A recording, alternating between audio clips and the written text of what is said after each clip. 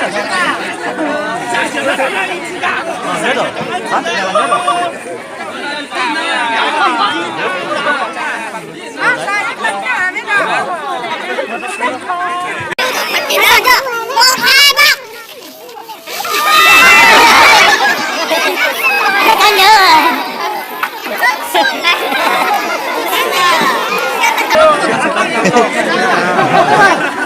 Một tên nơi vậy đó.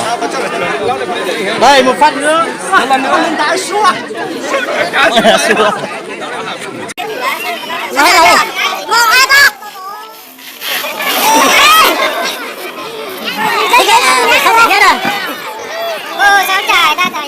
Chí Ca Hạ với là bản phố tranh nhì ba nhá. Chí Ca Hạ mà vô tranh nhì ba. Tranh nhì ba. Ôi. Ông biết anh Hương. Giảm luôn để cái giảm ra Hương. Giảm rồi. Đây đây. Giảm khuyên lấp nước nó. Đây. Đấy, có tức chậm lông. Giảm mà giảm còn giảm mà giảm. Sao xuống nó như thế? Sử dụng ra số này rồi. Thay ở bãi cần đi thay. Đó, số quan trọng là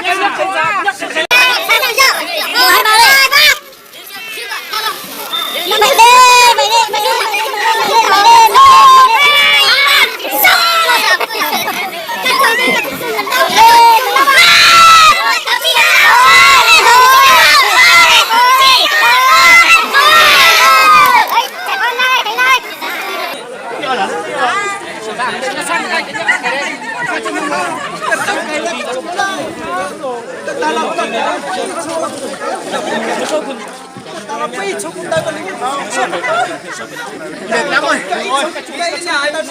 Sẽ biết mà. Thế bởi buồn tàu.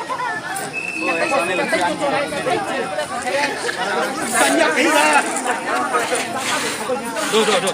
Cây dâu. Cố gắng thắng quân lần này thôi nhá. Cho khán giả gửi tí tích xu nào. Chúng mày làm khói quá. Nhớ nhìn ta nhá. Cái này cũng đấy hiện.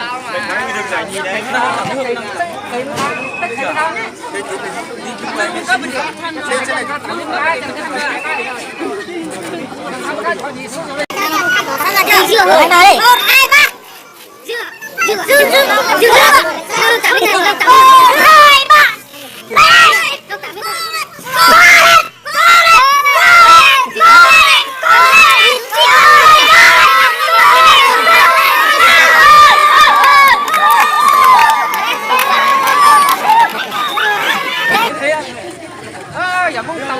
Có kết quả thôi. Đấy, xong rồi. Cho trả về nhất là về mà bóng rồi mà. Đúng rồi. Cái này được giải khuyến khích nhá. Còn là nữ có đẩy không đấy?